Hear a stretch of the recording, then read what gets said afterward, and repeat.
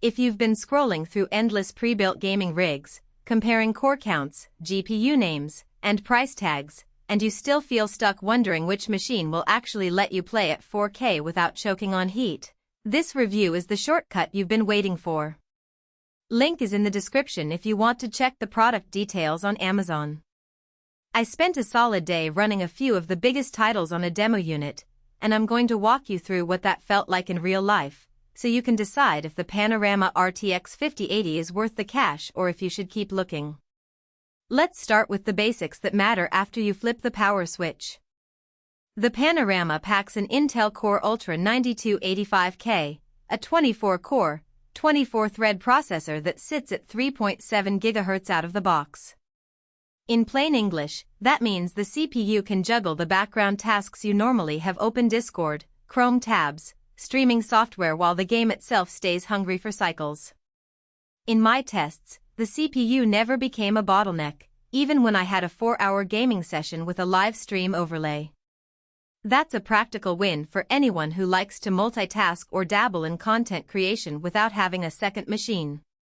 Now the star of the show, an NVIDIA GeForce RTX 5080 with 16 GB of GDDR7 memory. On paper it looks like a future-proof card, but the real question is how it performs under sustained load. I ran Cyberpunk 2077 at 3840-2160 Ultra settings, with ray tracing on. After an initial dip, the frame rate settled around 68 frames per second and stayed there for the full hour I played. The frame times were consistent, so there were no sudden stutters when I entered a crowded street. For a competitive shooter like Call of Duty, Modern Warfare, I dropped the resolution to 1440p and hit a steady 150 frames per second, which left plenty of headroom for high-refresh monitors. If you're chasing 4K buttery smooth or need that extra buffer for high-refresh esports, the GPU delivers exactly what the specs promise.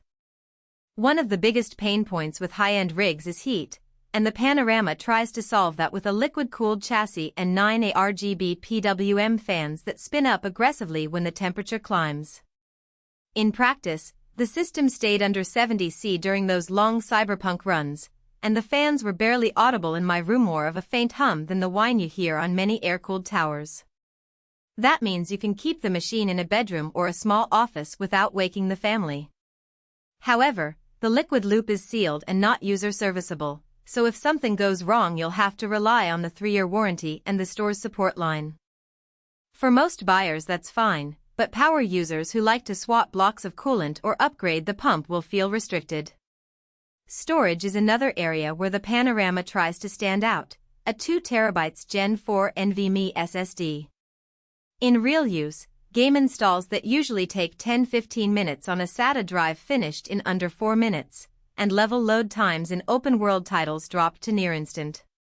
The SSD also gave me plenty of breathing room for a growing library of AAA games plus a few 4K video projects I keep on hand. The downside?